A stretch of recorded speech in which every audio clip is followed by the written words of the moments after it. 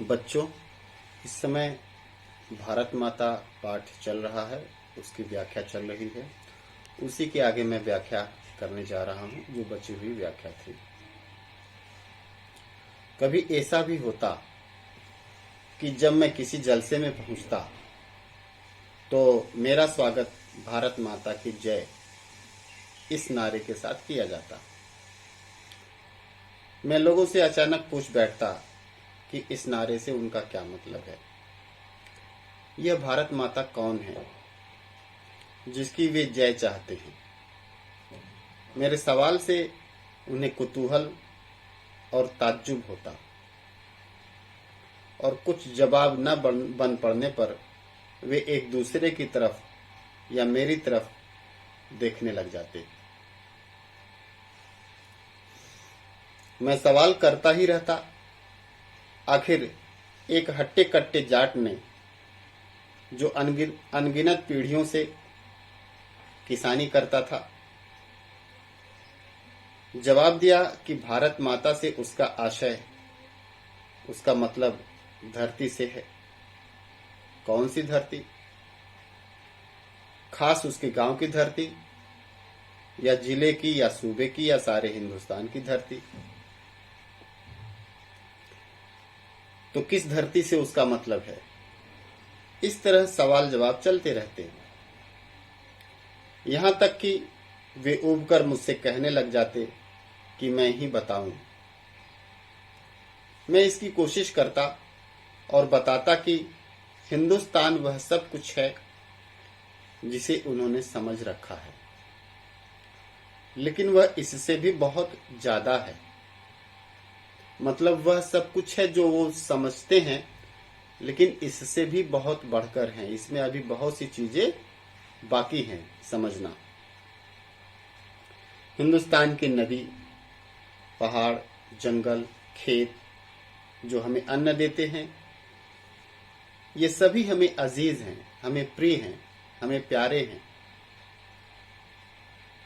लेकिन आखिरकार जिनकी गिनती है वे है हिंदुस्तान के लोग, उनके और मेरे जैसे लोग, जो इस सारे देश में फैले हुए हैं।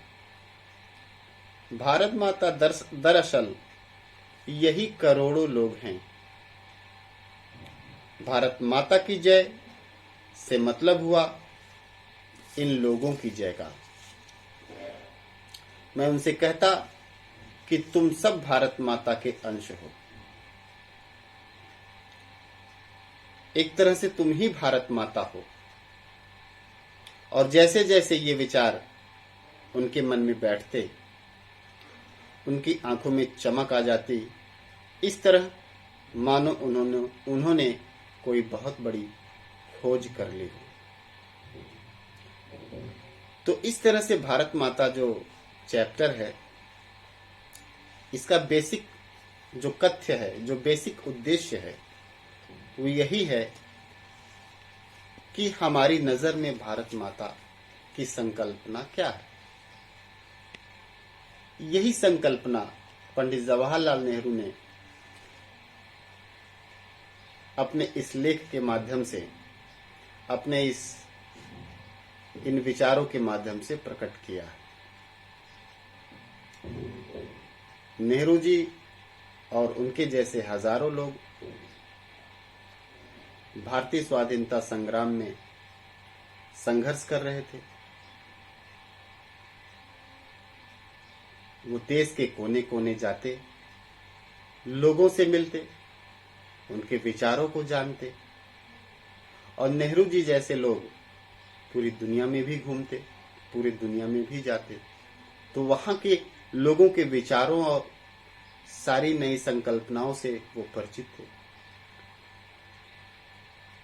तो कुल मिलाकर जो एक राष्ट्र की अवधारणा है, जो एक राष्ट्र की संकल्पना है, वह राष्ट्र की संकल्पना लोगों से होती है, नागरिकों से होती है, न कि उसके भौतिक संसाधनों से।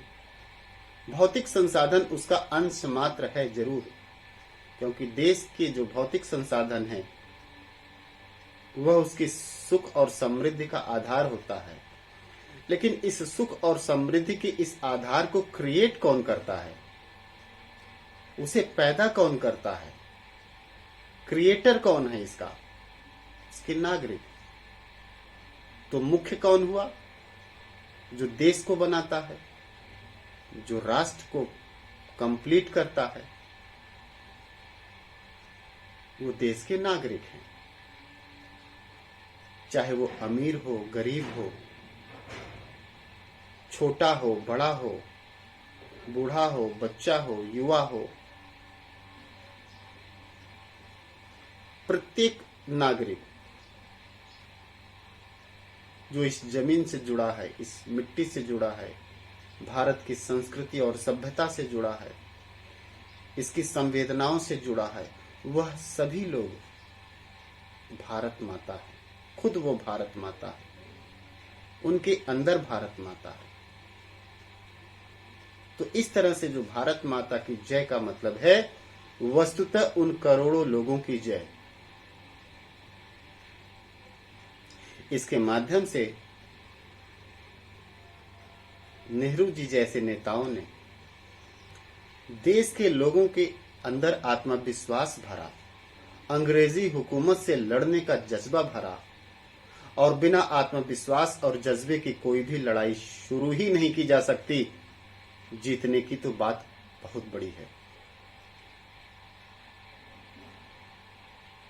तो ये जो उनका लेख है, जो उनकी ये विचार इस लेख के माध्यम से उन्होंने प्रकट किया है, एक्चुअल में यह उनके व्यवहारिक जीवन का अंश है।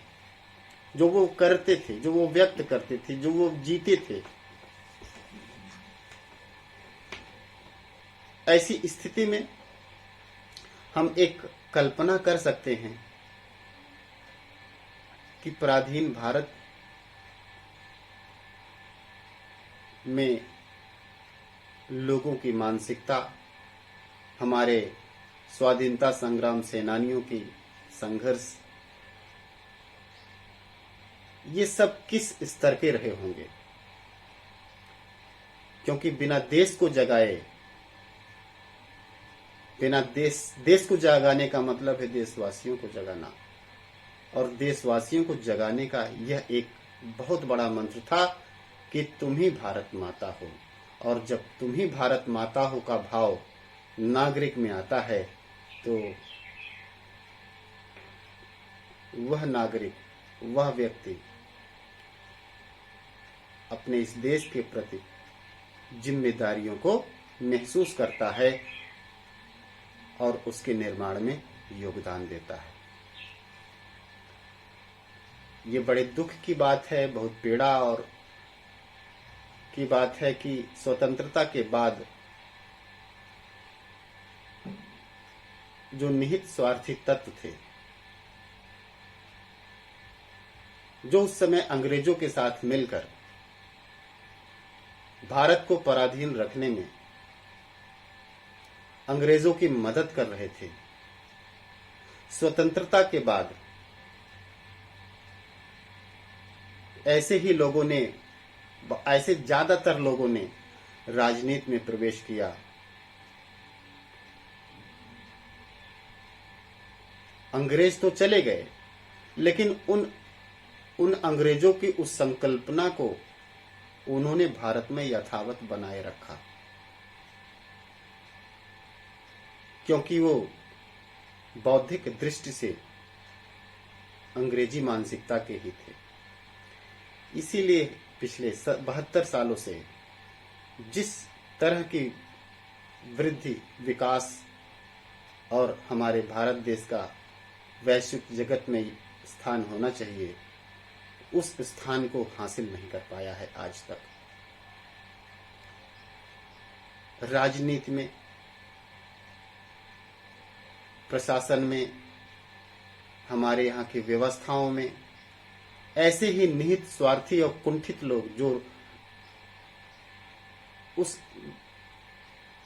विदेश शासित मानसिकता से ग्रस्त हैं और आज भी अपने देशवासियों को गुलाम बनाए रखने की प्रवृत्ति रखते हैं, आज भी सिस्टम पर काबिज हैं।